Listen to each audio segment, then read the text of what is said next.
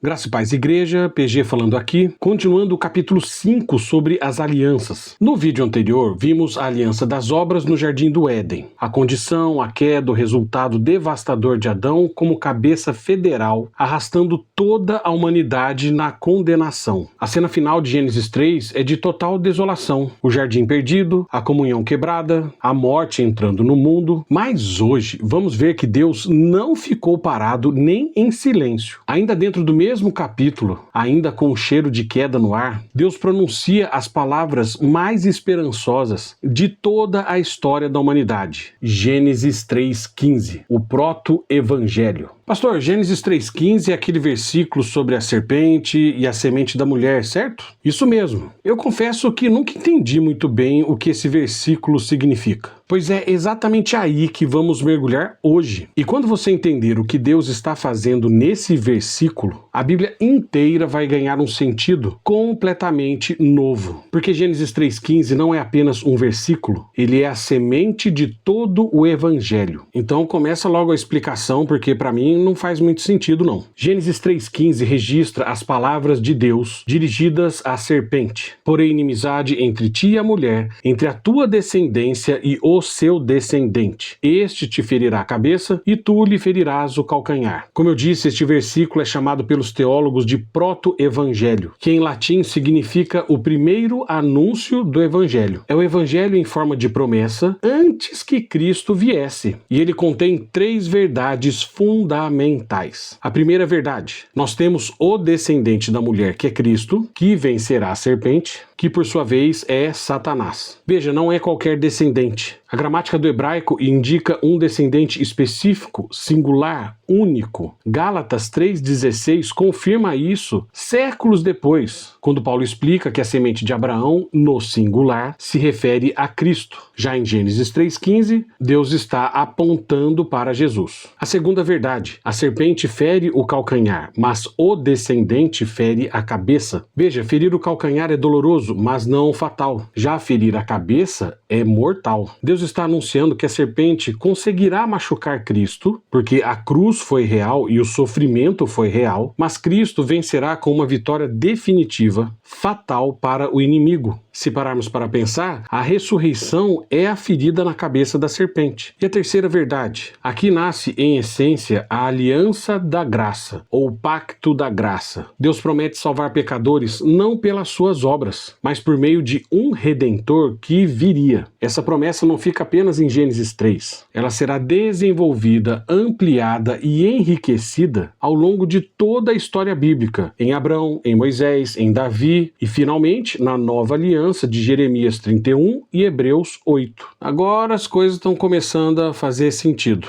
Legal, porque o fascículo nos apresenta uma tabela que resume os aspectos da aliança da graça, e vale a pena percorrê-la com atenção. O início revelado, em Gênesis 3,15, a promessa à humanidade caída. Com quem? Deus e os eleitos em Cristo, representando a humanidade pecadora. O tipo de aliança, incondicional quanto à salvação dos eleitos, conforme Romanos 4,16 e Efésios 1, de 4 a 7. E a condição humana, fé na palavra e em Cristo, conforme Romanos 3, 22 a 24 e Efésios 2, 8, 9. Ainda o mediador, que é Cristo, o descendente da mulher, como nos diz Gálatas 3,16, 1 Timóteo 2,5 e Hebreus 9,15. E por fim, a promessa: vitória sobre a serpente, perdão e vida eterna, tanto em Gênesis 3,15 quanto Hebreus 9,12. Pastor, legal, porque essa tabela deixa muito claro que a aliança da graça é completamente diferente da aliança das obras. Porque, pelo que eu entendi, uma depende da obediência do homem e a outra depende da fidelidade de Deus. É isso? Perfeito. É exatamente por isso que a aliança da graça não pode falhar, porque ela não está baseada no nosso desempenho, mas na palavra e no decreto eterno de Deus. E isso nos leva ao próximo ponto, o pacto da redenção. Mais um pacto, pastor? Já não eram 7? Na verdade, os 7 pactos se encaixam nesse pacto da redenção. Por quê? Por trás da aliança da graça, há algo ainda mais profundo e mais glorioso, o que a teologia reformada chama de pacto da redenção. Explica melhor. Veja, antes da criação do mundo, antes de Adão, antes de Gênesis 1:1, as 3 pessoas da Santíssima Trindade, Pai, Filho e Espírito Santo, fazem entre si um acordo eterno a respeito da salvação do seu povo. Interessante. Explica melhor. O Pai dá um povo ao Filho. João 6,37 registra as palavras do próprio Cristo. Tudo o que o Pai me dá virá a mim. E João 17,2 e 17,6 confirmam. O Pai deu ao Filho autoridade sobre toda a carne, para que ele dê vida eterna aos que o Pai lhe deu. O povo de Deus foi dado ao Filho antes de existir. Interessante, eu nunca tinha parado para pensar nesses textos. Mas ainda, porque se o Pai faz todo esse planejamento, o Filho aceita morrer por esse povo. O Salmo 40, de 7 a 8, já antecipa as palavras do Filho. Eis que venho para fazer a tua vontade. E Hebreus 10, de 5 a 10, cita exatamente esse salmo, para descrever a encarnação e o sacrifício de Cristo como cumprimento desse acordo eterno. Peraí, pastor, então Jesus já sabia antes dos tempos eternos que ele ia morrer na cruz? Exatamente. O Filho não foi pego de surpresa na cruz. Ele foi lá porque havia prometido ir. Interessante. Já falamos do Pai, do Filho e o Espírito Santo. O Espírito Santo se compromete a aplicar essa obra no coração dos eleitos. Ezequiel 36, 27 promete isso. Porém o meu Espírito dentro de vós. E João 3, de 5 a 8 confirma que o novo nascimento é a obra do Espírito Santo, que sopra onde quer. Veja, a salvação não é apenas planejada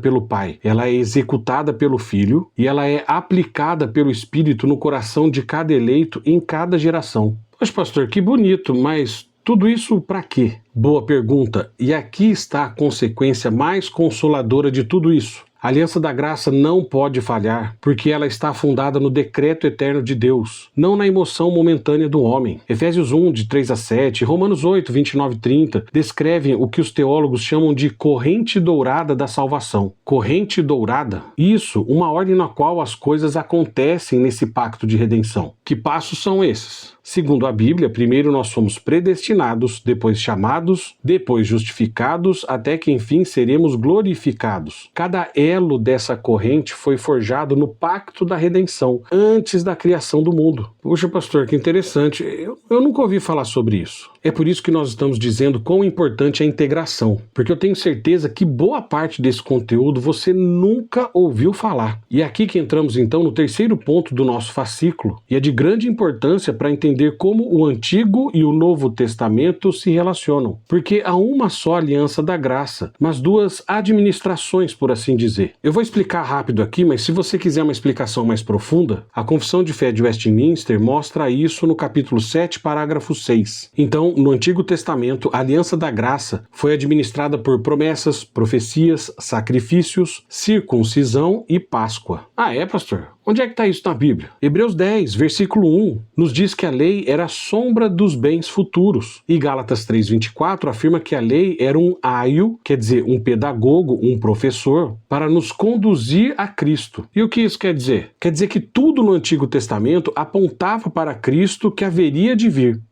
Interessante. E no Novo Testamento? No Novo Testamento, a mesma aliança da graça é administrada pela palavra pregada, pelo batismo e pela ceia do Senhor. Tanto Mateus 28, 19 e 20, 1 Coríntios 11, 23 a 26 e Hebreus 8, 6 descrevem essa nova e melhor administração da aliança. Porque veja, as alianças elas não andam separadas, elas se complementam e convivem juntas. É a mesma aliança da graça, só que agora com meios mais plenos e mais claros. E nesses meios nós celebramos Cristo, que já veio, e agora aguardamos a sua volta. Olha, pastor, eu acho que vou ter que assistir esse vídeo mais de uma vez. Eu acho que você vai precisar, porque tem mais um ponto importante, que o mediador é o mesmo em todas as épocas, Jesus Cristo. Hebreus 13:8 afirma que Jesus Cristo é o mesmo ontem, hoje e para sempre. Em Hebreus 9:15 o chama de mediador da nova aliança. O crente do Antigo Testamento, que cria nas promessas de Deus, cria na palavra de Deus, era salvo pela mesma obra de Cristo, só que uma obra que aconteceria ainda no futuro. Já o crente do Novo Testamento crê na mesma palavra e é salvo pela mesma obra de Cristo que aconteceu no passado, agora já cumprida e proclamada. Peraí, pastor, então tanto no Antigo quanto no Novo a pessoa era salva por causa da fé na palavra de Deus. Exatamente. Nós vamos ver isso de forma mais clara em capítulos mais para frente aqui da integração, mas que fique bem claro, o que nos traz a salvação é crer no que Deus diz, é crer na promessa de Deus. Abraão creu no que Deus falou e isso lhe foi imputado por justiça. E hoje nós cremos em Jesus porque a palavra de Deus falou que deveríamos crer nele. Até porque a palavra de Deus afirma que o próprio Cristo é a palavra de Deus, é o verbo da vida. As coisas estão começando a concatenar. Aí você vai ver, a cada capítulo, as coisas vão ficar mais claras ainda, porque quanto mais entendermos as alianças, mais tudo isso vai ficar evidente e fácil de entender. Portanto, irmãos, a aliança da graça é a resposta de Deus à nossa falha total na aliança das obras. Quando Adão caiu e tudo parecia perdido porque ele era o nosso representante, Deus não foi pego de surpresa. O pacto da redenção já havia sido celebrado antes da criação. Gênesis 3,15 foi apenas o primeiro anúncio público de um plano eterno de Deus. E esse plano se desenvolveu ao longo de toda a história bíblica até culminar em Cristo, o descendente prometido,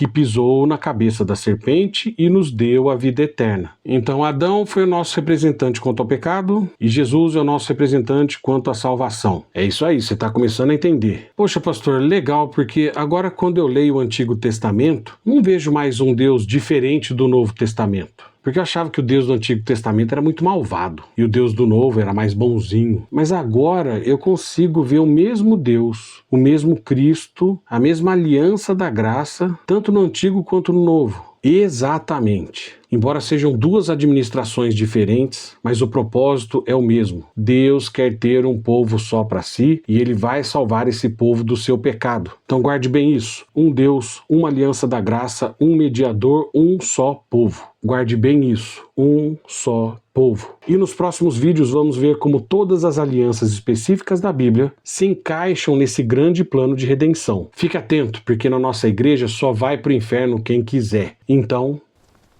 leia a Bíblia, estude a Bíblia e medite na Bíblia.